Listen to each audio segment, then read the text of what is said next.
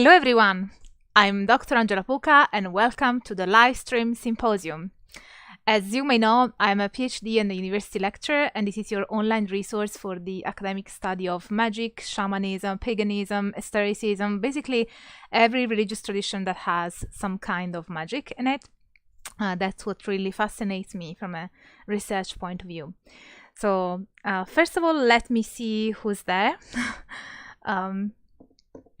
Oh, I can see some of my patrons, which is always very, very nice. Hi, Inquisitor Rex, and hi, Lady Kepera. And of course, hi, Andrew and Edward, my patrons. I'm really happy to see you guys here. Hi, Spoda, who says, there she goes. Yes, I'm here. Oh, hi, Hank. Nice to see you. He's also another patron of mine. How Joao? And hi, Reziel Firebat. I'm always worried of mispronouncing your names or nicknames, guys, but I hope you will forgive me if I do. Hi, Nyahoy. Oh, and hi, Sean. Hi, Haiza and Alexandra from Portugal. Nice. So, yeah, this is another live stream, another Q&A live stream. So basically the idea is to reply to your questions, and I find it to be a nice way to interact with you guys, so that apart from just having, you know, me explaining you or delivering information to you in the usual YouTube format, you also have the chance of interacting with me. Unless you're a patron, and in that case, of course, we would interact on a more regular basis. Oh, Luminous 33 new subscriber. Oh, welcome to the symposium then.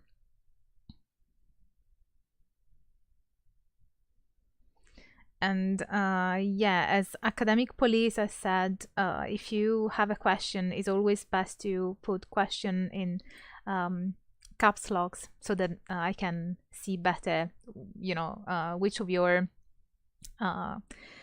comments are questions and which ones are just exchanges amongst yourselves.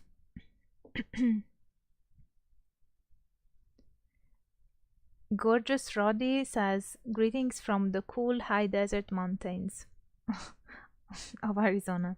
Nice. And from Cambridge, UK. Hi, Giselle. Yeah, it's nice to see that you guys are from all over the world. Here in northern England is quite you know, the weather is not really good. It's very cloudy and rainy. I wish I'd seen a rainbow today. I really love the rainbow.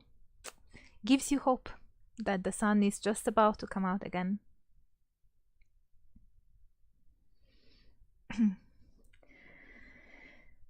So I'm hoping that you guys have been enjoying the feeling under the weather.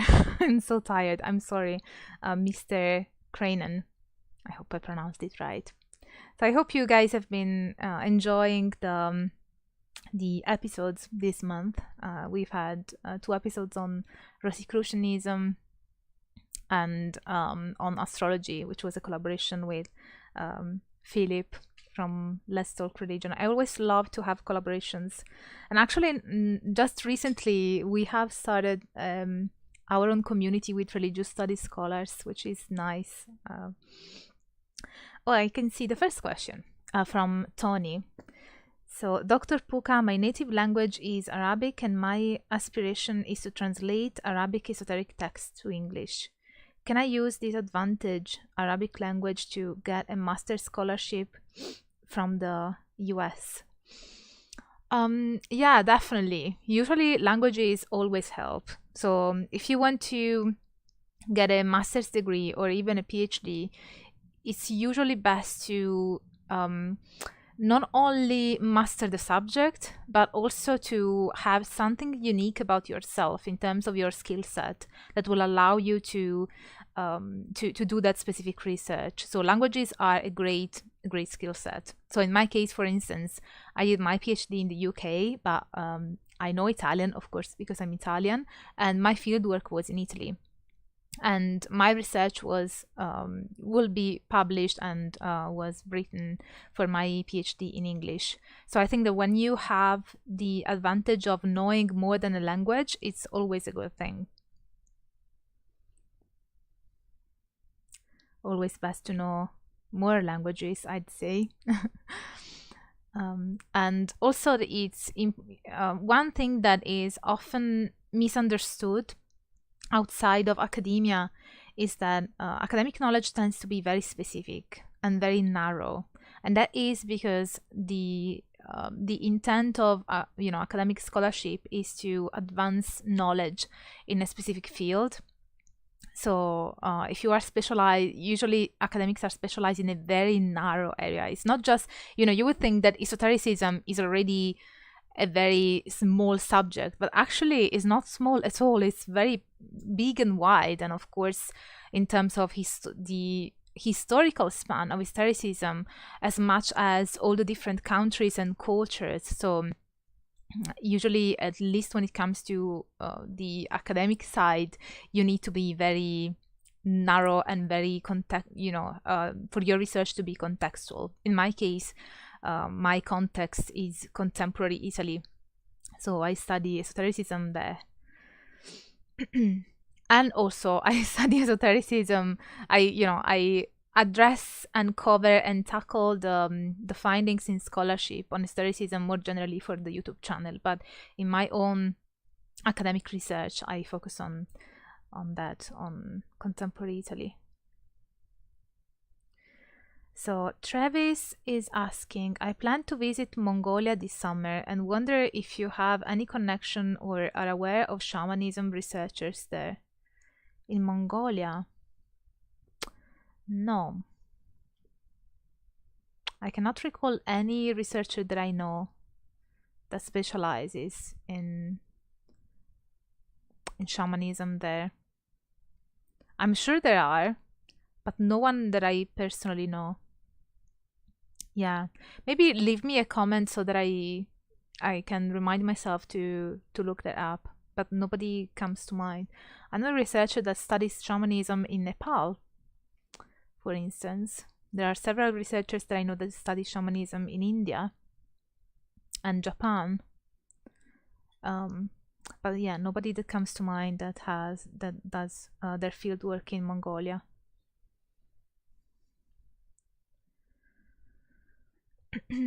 So Mr. Cranen says, Dr. Puka focusing on the psychosocial functionalism of religious and mystic practices.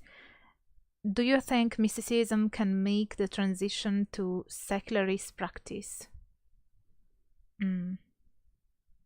So I guess you mean the fact that in contemporary esotericism there's a lot of focus on psychologizing the practice. This is something that has been mentioned by a few scholars. There's a book that I often reference, which is The Scientification of Religion by Coco von Stuckart, who's also been on the YouTube channel. He's been interviewed for the project, and he talks about how esotericism, especially in the 20th century and onwards, has become more acceptable to people thanks to sort of strategy of secularization, such as the scientification. So in a way, either explaining the practices through the lens or thanks to the tools provided by natural science, or by implementing and sort of tweaking the belief system so that it could be explained through the lens of some kind of science. That includes, of course, psychology. Psychology has massively influenced esotericism and how practitioners of esotericism see their practices. A very common example is, a recent example is shadow work, which is a reinterpretation of Carl Gustav Jung and his psychology, and definitely Jung has been extremely influential in contemporary esotericism. But also the idea of the gods and goddesses for polytheistic practitioners as archetypes, that has led to the emergence of the difference between hard polytheism and soft polytheism. So with soft polytheism, you have the idea that gods and goddesses are not ontologically real, so they don't exist outside of you perceiving and interacting with them. Whereas soft polytheism, that's soft polytheism. Then hard polytheism is the existence that gods and goddesses actually exist outside of your perception. So they do exist. Usually in philosophy we say they are ontologically existent. And so in a way, psychology has helped that form of what now is called soft polytheism, because it has allowed for people to see deities not necessarily as entities living outside, but perhaps as archetypes. So for instance, Eros could be the archetype of lust, rather than an entity living outside of you. And you can still interact with that deity by getting attuned with your oh, hi Hank, thank you so much for your donation. And so as I was explaining, you can still work with that deity by working with that archetype. So it's a very different way of articulating and conceptualizing your practice with the deities. Oh, hi Justin, hi from Packing for the Yucatan. Everyone, make sure to like and consider supporting Dr. Puka's important work over her Patreon. Oh, you're very nice, Justin. This is Dr. Justin Sledge from the YouTube channel Esoterica. He's a delightful person and a friend. So I really hope that your vacation goes well, Justin. It's very much deserved. Well, not that vacations need to be deserved, but you know what I mean. I just hope you enjoy it. You deserve enjoyment. So let me see if there are other questions. So Thomas Dolcelli, speaking of languages, what do you think is the best way to learn one? I am dyslexic. I listen to YouTube and some apps. How did you learn? How did I learn? Which language? I have learned a few languages, and one thing that it's important to understand is that every language works differently. So for instance, a dead language or a literary language, they work differently from spoken languages. So for instance, Sanskrit works very differently, or Latin works very differently from French or Spanish or Italian. And also, and not only do they work differently, you know, dead languages or literary languages compared to spoken languages, but also in some cases, specific languages have their own particularities. So you cannot really... I think that every language has their own characteristics and traits. But to answer your question in a simple way, what's the best way to learn a language? I say the best way to properly learn a language, if it is a spoken language, is to live in the country that speaks that language primarily. But before that, perhaps a simple way, I guess, could be if you already have a little bit of knowledge, you could start watching, for instance, films, movies, and TV shows that you already know and really love in that other language with English subtitles. I think that that's quite useful. I used to do that before I moved here to the UK, actually. But at the time, I was trying to watch TV shows that I had already watched in Italian, because that's my native language, in English with English subtitles, because it is always easier to understand written language than spoken language, because sometimes, you know, your brain doesn't really register the right pronunciation, and so it's difficult to sort of tell which word is which at first, but then of course you get accustomed and you start understanding the spoken language as well. So that's my advice. I hope it is helpful. Oh, Philip says that you're you're loving the green eyeshadow. Thank you. I don't even know how I pick my makeup in the morning, because that's kind of the first thing that I do in the morning, and I wake up quite early, so it's like whatever comes to mind.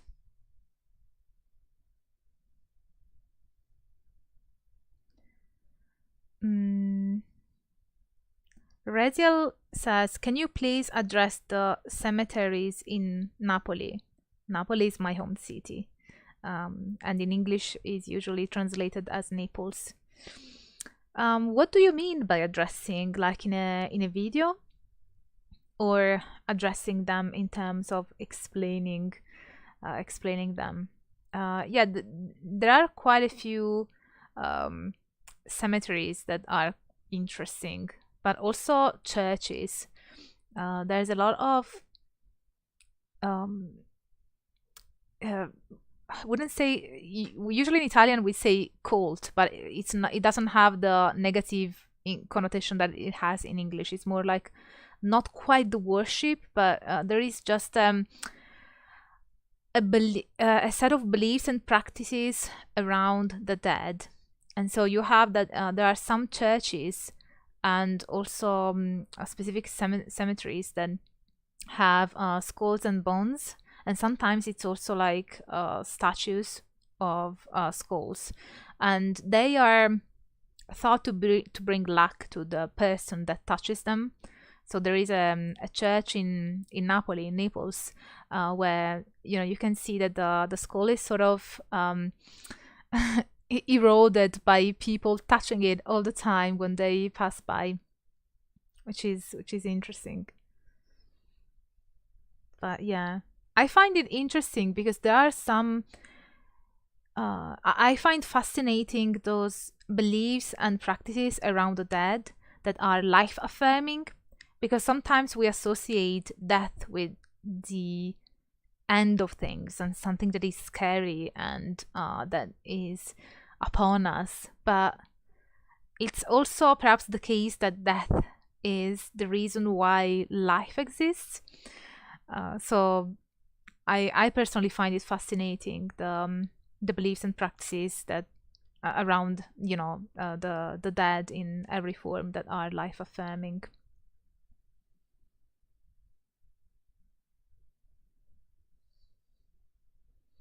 Oh, Hank says my penance payment. I know what you mean, but that's fine.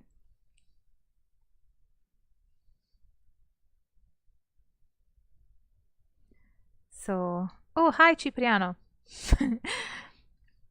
That's my best friend. It's always nice of him to come along for the live streams. So let me see if there are other questions. So Mr. Crane says, thanks Dr. Puka. What about atheism of Saint Matt? I thought of allegorical embodiment to be a very old traditional approach.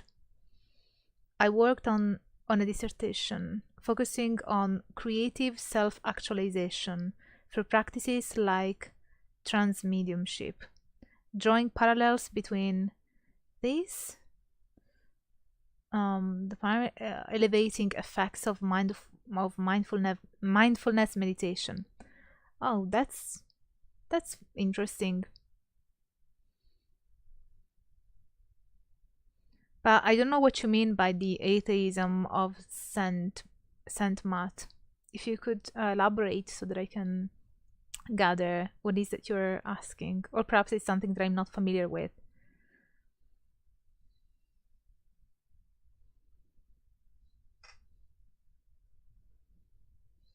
Oh, Spoda says it's the rivalry of modern historicism, the theistic approach versus the non-theistic one. Psychology and shadow work is part of this. What do you mean by theistic and non-theistic? I'm not sure that I would consider soft polytheism as non-theistic, because there are still gods involved. It is more the conceptualization of the gods that changes rather than the fact that there are no gods. But yeah, I'm also quite fascinated by atheistic witchcraft, and I don't know, that's part of me that struggles to understand it, but that makes it even more intriguing to me, because I always want to understand things that are apparently challenging to to gather and understand. Maid says, I think you're brilliant. I learned so much from you. Oh, that's very nice. Thank you so much.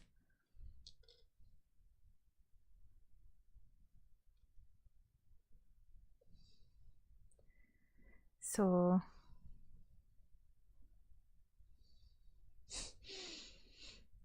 Gematria says, let's talk about it being the 44th day of the year.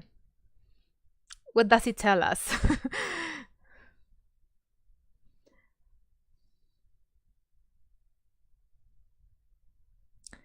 Spada says, does God, spiritual entities, it really exist in another higher dimension, or they are all part of our psyche and inside our heads? That's exactly what I was talking about earlier, with the distinction between soft polytheism and hard polytheism. So for a hard polytheist, it would be the case that gods actually exist on a higher or a different realm or a different dimension, depending on how they conceptualize it. Whereas for the soft polytheists, it would be more the case that they exist as part of our psyche and in a way in our head, which is a form of it is a way of psychologizing that kind of belief. So, question: do you feel like Stregatti is more successful at reviving the folk magic tradition than old Gardnerian Wicca, or perhaps it's all reinvention?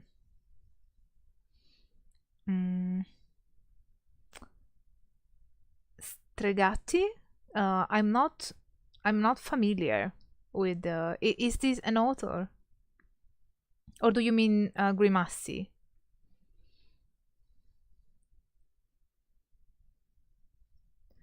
Oh, Joao says, oh, I lost it, sorry. The one chapels reminding that life is fleeting and important. Memento mori. Yes, exactly, Joao. That's exactly what I meant. I don't know. I find it fascinating. I know that for some people it is morbid, but I think that that can be, and perhaps is, life affirming, and themes around that.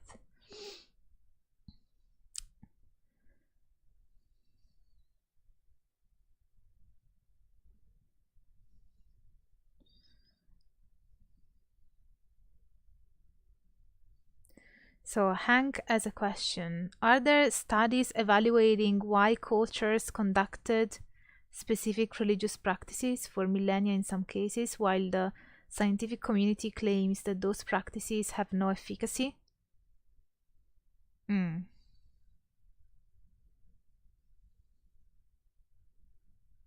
There's a lot to unpack in this question.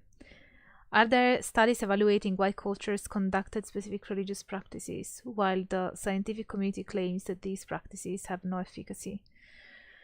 So, first of all, there's a lot to unpack in this question. So, first of all, the scientific community is quite a generic term, and science is not only natural science. There's also social science. There's also humanities. Social science, for instance, would anthropology would fall under social science, for instance. And when you ask about why cultures conducted specific religious practices, when the scientific community claims that they are not efficacious, what does it mean for something to be effective? And when we try and explain why a specific culture conducts a specific practice, it's not necessarily linked to an effectiveness the same way natural science would evaluate efficacy. So I think that the issue perhaps is that this is something that with my patrons I have talked about in the past. The fact that sometimes we tend to, especially in our contemporary world, so we have this theoretical framework that advantages natural science over other forms of science and over other methodologies to gather knowledge. But in reality, I argue that, and other scholars as well, I would argue that the methodology of natural science is effective and useful and necessary for the objects of natural science, but it is not absolutely effective nor useful to analyze the objects of other forms of science, including social science and humanities. So every branch of knowledge has their own methodology, and when you try to understand something with the methodology of another discipline, then you get into trouble, because it's just, it's like trying to weigh the soul with a scale, or to weigh a thought. When you want to understand why you have a specific pattern of thinking, and then you grab a scale and try to weigh your thoughts, it's not useful to answer that specific question. So every research question has its own methodology, its own discipline, and needs to be analyzed, evaluated in terms of the kind of answer and the kind of knowledge that you need to acquire. So when it comes to why cultures practice certain religious practices or believe in certain things, this is not a question, I don't think, that natural science can answer. Maybe there are some angles and some perspectives that they can help us with, but this sounds more like something that religious studies could tackle in terms of, why a specific culture believe something specifically. It could be related to the historical context, the political context, how people live their lives, what were their hopes and their dreams. It is very socially and culturally, and as a consequence, it's not just about the effectiveness in terms of whether magic, the magic spell actually works. It is also about the service that specific ritual provides to their community, the meaning, because human beings are meaning making creatures. We need to create or find meaning in life. And so in some cases, the effectiveness of a ritual is meaning making. It's about meaning making in someone's life. So that would be effective in that sense.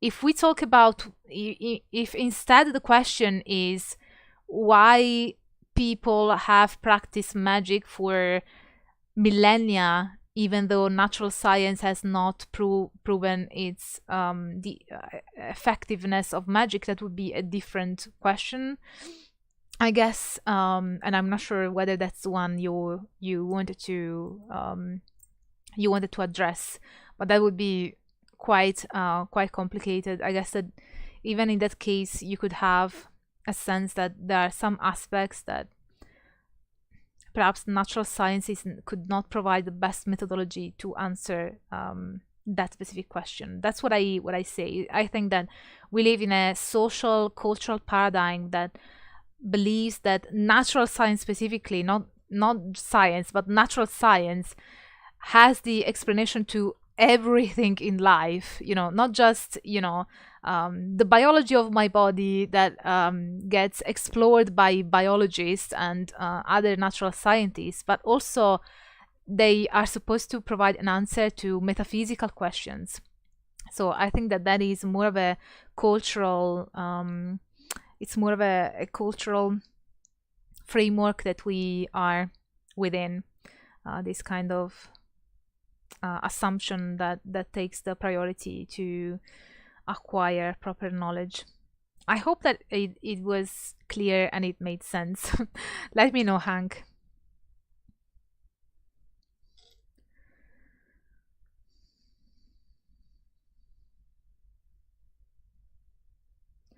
Oh, thank you, Philip Jacobs, for your donation.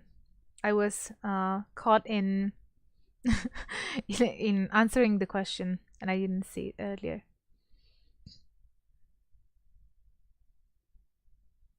Oh, Joao says that the stregato was stregheria. Oh, yeah, that is an American Wiccan-based tradition that has some Italian cultural elements in it.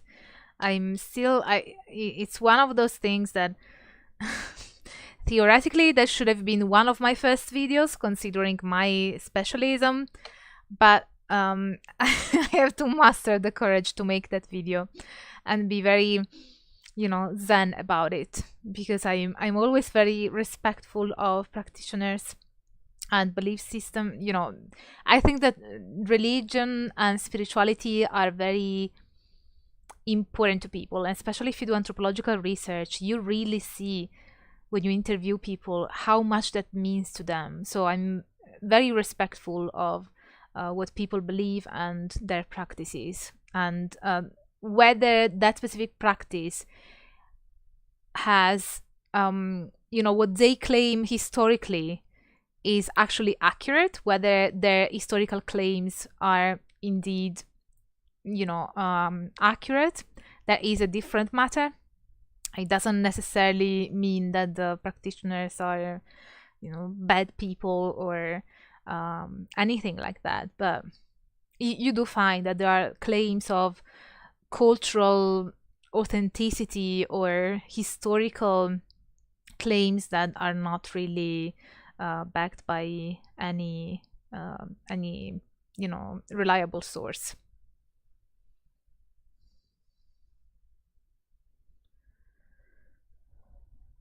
Let me see if there are other questions. Giselle Butters asks, have you covered Nostradamus scrying in black obsidian mirror in a video yet, or John Dee with Kelly? I have a few videos on Enochian magic, but not on Nostradamus, no. That would be an interesting one to cover. I think that I tend to lean more towards those topics and traditions that are practiced in the contemporary world, because that's what usually interests me, the contemporary world.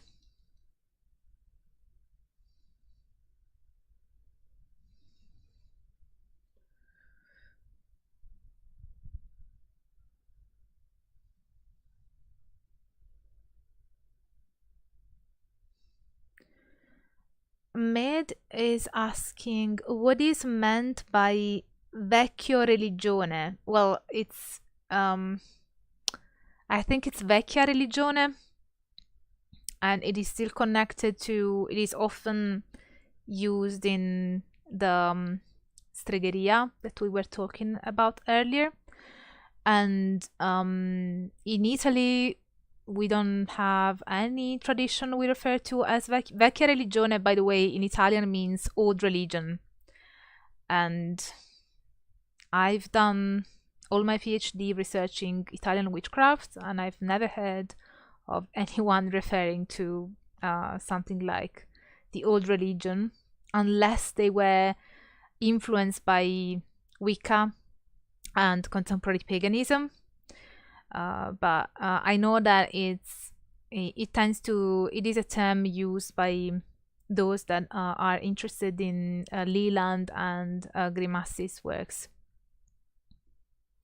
But I think that usually with vecchia religione, or the old religion, they tend to mean, this old tradition of witchcraft, similar to the original claims of Gerald Gardner when he founded Wicca, that have been disproven over time. Okay, yeah, McCrane says, sorry, I meant Stregheria. Yes, I did answer that. I should definitely make a video on that. Oh, thank you, Hank, for another donation. Yeah, as I said, I should really make a video on Stregheria. I just have to, yeah, I have to do it. Especially considering my specialism in, my academic specialism in Italian witchcraft. Luna says, love your videos. Is there an academic research about witchcraft, paganism in Puglia and Calabria? These are 2 Italian regions, for those who are not familiar. I'm half Italian and very curious about it. Academic research on Puglia and Calabria. There is something about Tarantism. Are you can you read Italian, first of all? So there is something. It's not much. There is a book on Sardinia and its practices, which is called Lo Shamanesimo in Sardegna. But yeah, have you looked up my video on Italian witchcraft? There's a video where I kind of summarize my PhD research, and if you look in the info box, there are references, and I've put some references about that. So when it comes to Sardinia, there's also Sabina Maiocco. She's a professor at the University of British Columbia in Canada, and she has done research there in Sardinia as well. As for Puglia and Calabria, that's very specific. I have studied that for my research. I didn't focus specifically on Puglia and Calabria, but across regions. So when my research is out, when I will publish my book, hopefully this year. Well, yeah, I should have it all completed by the summer. But when that's out, you will find some information that also applies to Puglia and Calabria. But specific, research studies, there is something, but it's very difficult to find regional studies. I hope that there will be more in the future.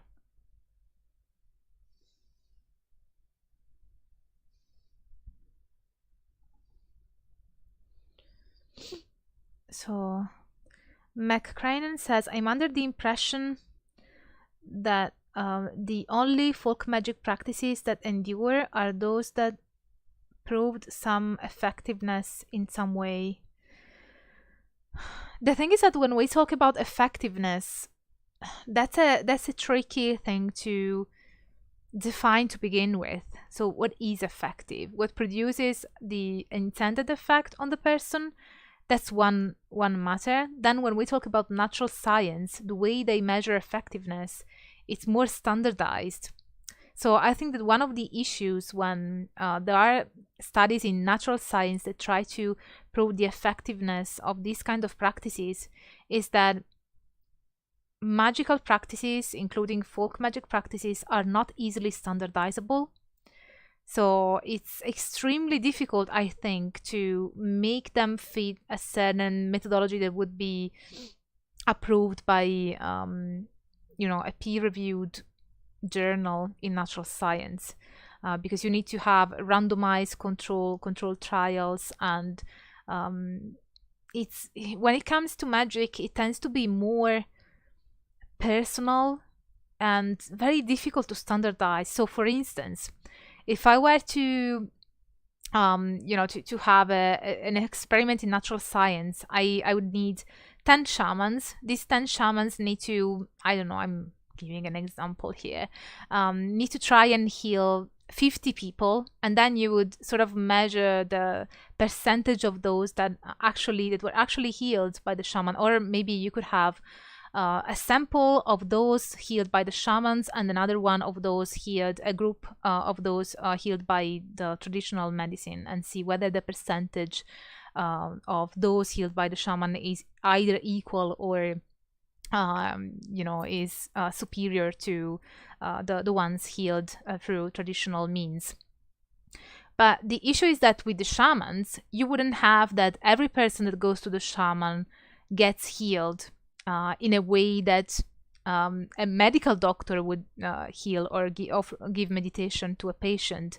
It's all very different. So you go to a shaman and they may say, well, this disease actually is important to you because it will help you understand this specific thing in your life or this other thing in your life.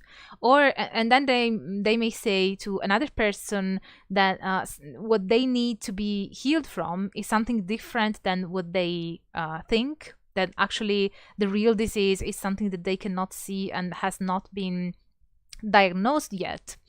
And then you could have another case where the shaman says, no, actually this is incurable, and the spirits have told me that I'm not able to help you with this. And you have another case where the shaman says, oh yes, I'm gonna heal you from this and all the other things in your life, because this is the time for you to have a complete rebirth, and you need to have a new chapter in your life. So it's not as standardizable as you would have in traditional medicine. It's more because, with shamanism and other forms, now I'm using the example of shamanism. It is about a contact with the spirits, and also it's not just about what you see on the physical world. It's also about what you are not able to see. And so healing and magic have ramifications and implications, and come from places that are not measurable, visible. You cannot weigh them. So that's the issue when it comes to perhaps proving the effectiveness of magic practices or folk magic or shamanic practices. I think it's just that the method is not suitable to the intended purpose in this specific case. But I could be wrong, and perhaps natural science will develop new methodologies to better study this kind of thing. So I'm not opposed to natural science studying magic or trying to test the effectiveness of certain practices.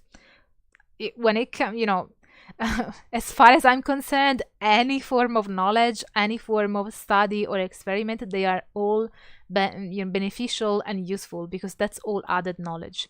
Whether it goes one way or another and what kind of implications any specific research has, that's of course it depends, and one can also challenge how certain studies have been conducted, how the sample has been gathered, and the methodology and other things as well. But I'm not opposed, of course, to natural science studying these kind of things. I just have my perplexities that I've just tackled.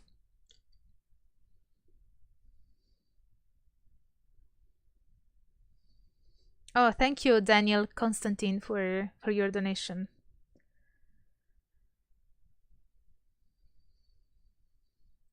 So let me see if there are other questions.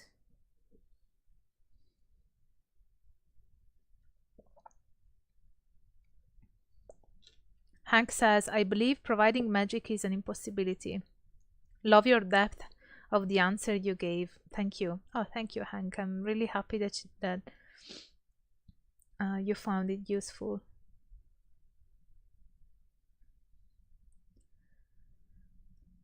So Tony says, hi, I have found everything to be connected. And I practice a little of everything: numerology, tarot, spirit animals, and so on. I call it spiritually eclectic. Is there another term? I think that eclectic sounds about right. I think that this is quite common for people that approach spirituality and even magic to have an eclectic approach. That's quite common, especially in the beginning. But for some people, it just stays like that. There are people that just want an individually tailored practice. So maybe that's another term that I used in my research: individually tailored. And that's a way of saying an eclectic practice that the specific person chooses to adapt to their own belief system. Because I think that now, with the lessening of dogmatic belief systems, people tend to develop their own beliefs, very personal and very individual. And so as a consequence, even spiritual practices or magic practices tend to become more eclectic, because if you have your own belief system, there are certain things that will work better for that belief system of yours. So that's why I like the term individually tailored, because they are tailored upon the individual.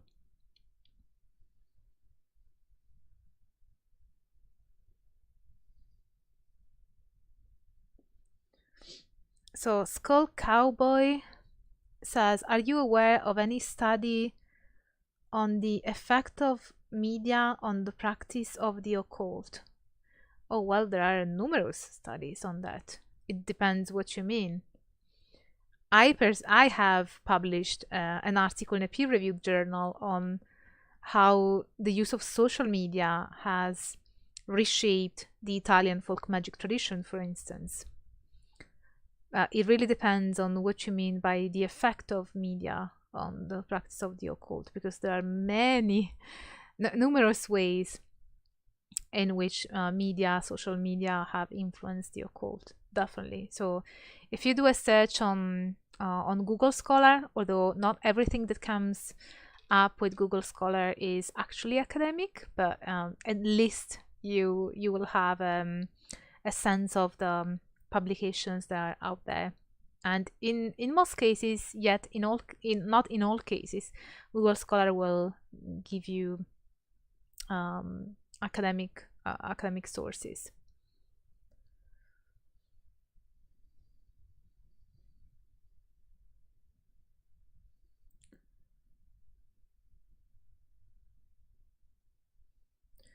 Which Joseph asks, do you have any strong opinions on how social media such as TikTok is having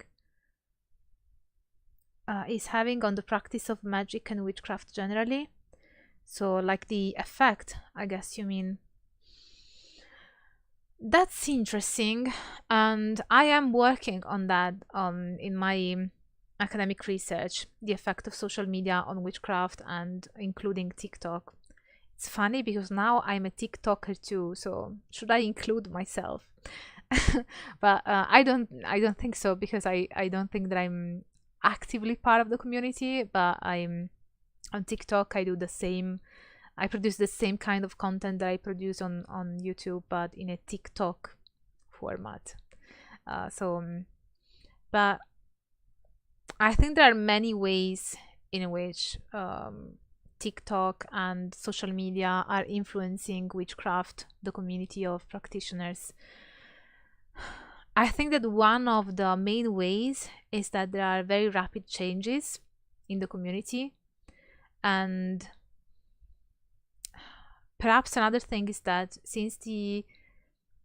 also the changes in how people believe and practice within witchcraft is influenced in a way by the algorithm of social media, because there are certain things that get pushed more than others.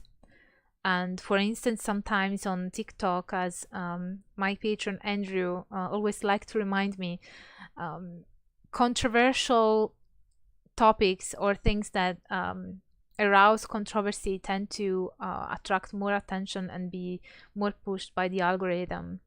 So in a way, you can have that perhaps certain changes could be also prompted by controversies that could lead to more polarized beliefs, perhaps. I'm not sure, I don't have a definite answer, but I will be working on that in my research, and then I will have a better answer. So for now, I only have speculations, to be fair. So I think that perhaps changes will occur more frequently, that there's more a drive towards uniformity, so that you tend to lose the cultural contextual elements because people are sharing information from all over the world, and as a consequence you have that when people from different cultures share information, they need to develop a common language, common discourses, so that they can understand each other. And that means that perhaps it is a way of creating some kind of uniformity in the community. And even though you have sub-communities like those interested in Irish folklore or Irish witchcraft or Italian witchcraft or Afro-Brazilian traditions, so you do have sub-communities, but even within those there is perhaps a movement towards a certain uniformity, if that makes sense. So it's like creating a common discourse within those communities so that you can understand each other. That used to happen in the past as well, but the difference is that in the past you would communicate mostly with people around you, like physically, geographically around you. So the common discourse and the common culture and the common practice would be affected by those around you. There was a geographical context specific element to it. Whereas now with social media, we have moved beyond the geographical context and proximity in that sense. And in this case, it is more about belonging to a group rather than to another group. And if you belong to a certain group, you tend to communicate, and communication is based on common understanding. And to have a to develop a common understanding, you need to have a shared set of discourses. And so that creates a kind of uniformity that is not based on the geographical context, but rather on the on belonging to a specific community or a specific group.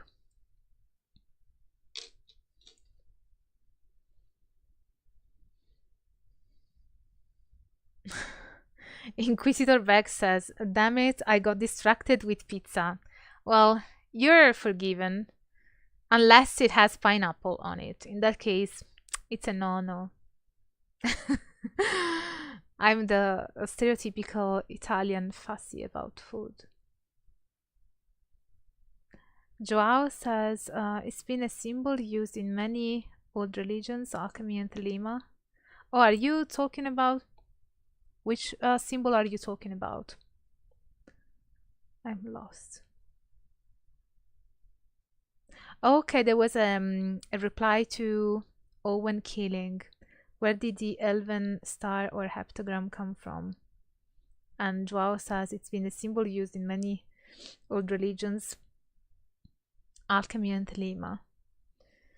In alchemy, it means the 7 solar system planets known at the time, and at the same time 7 base alchemical elements. See, my patrons are brilliant. But yeah, this is the, if you're referring to this one, this is the universal hexagram, and it's used in thelema, and it's the hexagram, but it's called universal because it can be drawn without interruption. So with one course.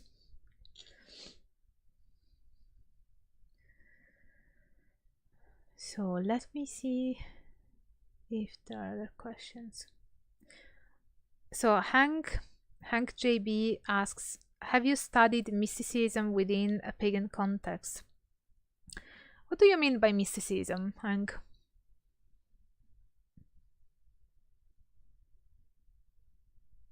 I'm trying to think what you might mean in terms of the spiritual practices that are related to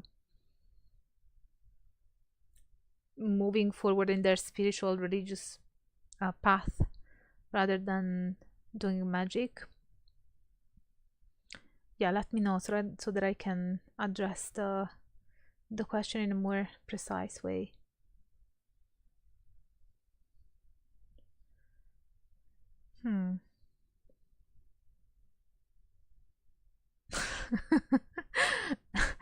Osama says, what is this channel? I was studying Python and found myself here. This channel is about the academic study of magic, esotericism, paganism, and all things occult from an academic point of view. All my videos are based on peer-reviewed scholarship. I sound like a commercial.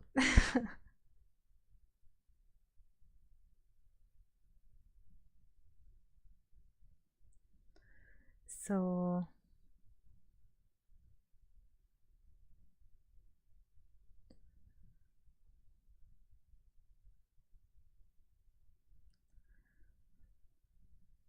well, I guess that Andrew is talking now about pineapple on pizza. He always likes to put that in our Patreon conversations. He has a background with pineapple on pizza just for me to make me happy.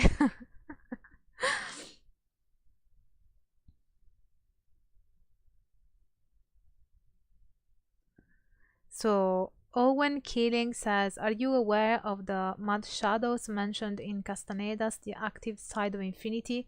Are they the same as the archons in Gnosticism?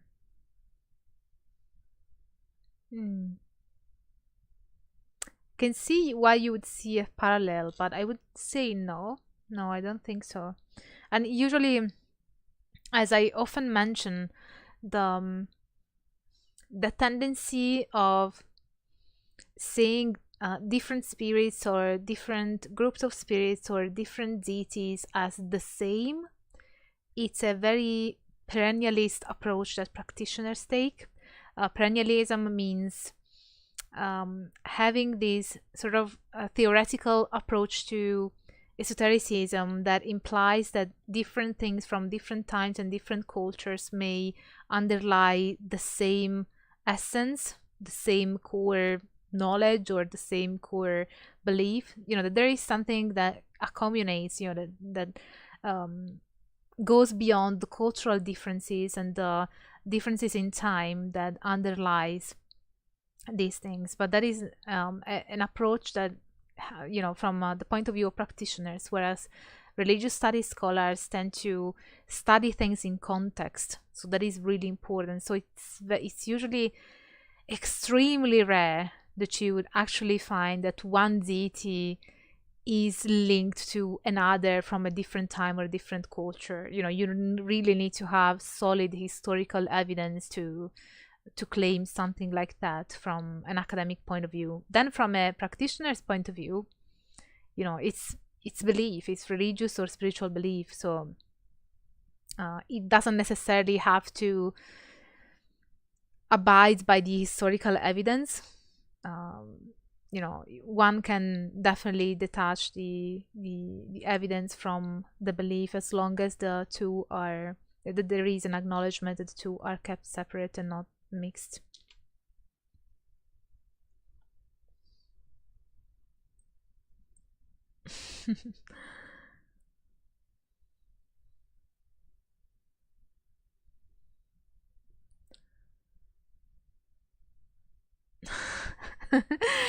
Edward Iglesias says, is pineapple another name for the spiky one, also known as the pizza abomination? Yes, Edward. I think that you are on my on my side on this.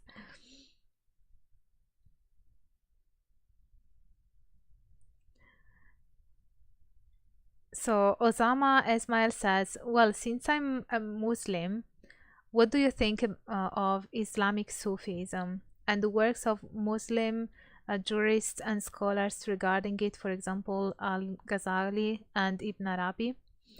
I think it's extremely fascinating. You may have already seen my video on Sufism. I think it's so complex and fascinating. And I'm more familiar with Ibn Arabi than Al-Ghazali. But and Al-Kindi. I really like Al-Kindi. I actually studied Al-Kindi and Ibn Arabi at my university as an undergraduate for the exam on history of Renaissance philosophy. Was it Renaissance philosophy or medieval philosophy? It's been a few years now. But yeah, I did study them because I'm quite happy that at my university they didn't just make us study Western philosophy, but also non-Western philosophies, and that's why I chose, that specific program. But yeah, I find it to be very fascinating, and I'd love to research more on that for the YouTube channel. Luna says, are you planning to do another video about Rosicrucianism? If so, will you include Amorc?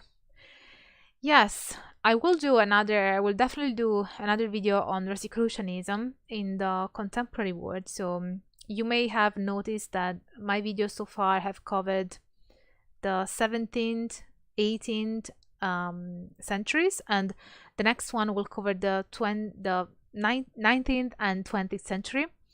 And yeah, I'd love to cover Amorc as well. It's just that Rosicrucianism is so difficult to explain and to pack up all the information in one video. And even if I tried my best, I still think that my videos on Rosicrucianism are very dense of information. But yeah, it's such a complex history. I think the same will happen if I ever make a video or a series of videos on Freemasonry. That must also be quite complex to research and cover. Hugo Smith says, the left-hand pineapple path. The left-handed pineapple path. Yeah, it's evil. Now I'm implying that the left-hand path is evil, which I'm not trying to do. I don't think that. So Bomin Kim says, can Ernesto de Martino's works be the good start for the study of Italian witchcraft and magic? Ernesto de Martino is a good way of studying. Oh yeah, now I can't remember who's the person interested in Puglia and Calabria, but yeah, Ernesto de Martino is a good source. It's just outdated, but at least gives you a sense of what happened in the 20th century, the kind of scholarship and research that was yeah. But Ernesto de Martino, I think, is still the most famous anthropologist in Italy, an ethnographer in Italy, especially when it comes to magic, but maybe even more generally. But yeah, I would definitely recommend works by Ernesto de Martino. I really like him. It's just that if you want to get a historical understanding of Italian magic, then it's good, because you get a portrayal of 20th century, 1950s, 1960s, 1970s.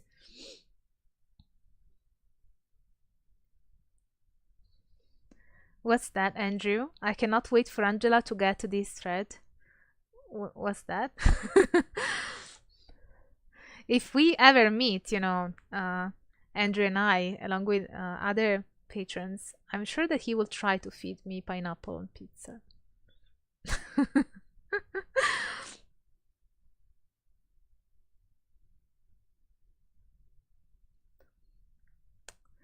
So Hank says, mystical list, visions, not substance induced, out of body experiences, various psychic experiences, telepathy, direct communication with the divine, and general ability to direct will. Oh, okay. So now I get what you mean. Yes, there are studies on these kind of elements in paganism. yeah, definitely. Mostly the ones that I'm more familiar with are in the realm of ethnography, anthropology, history of religion. So it is more about understanding these kind of practices from the point of view of practitioners. So how practitioners conceptualize these kind of practices.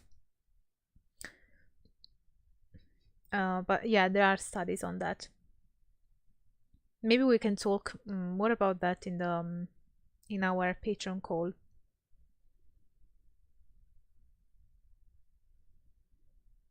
Andrew says, we in the West owe a huge debt to Islamic scholars for preserving so much knowledge for the world. Yes, absolutely.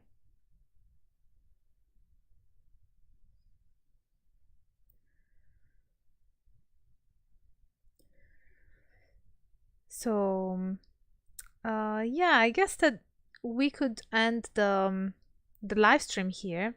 It's been already over an hour.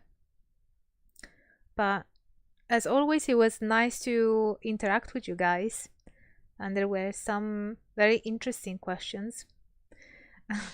If there's anything that I haven't covered, or something, if you're watching this video after the live stream, you can leave your question in the comment section and I will do my best to reply.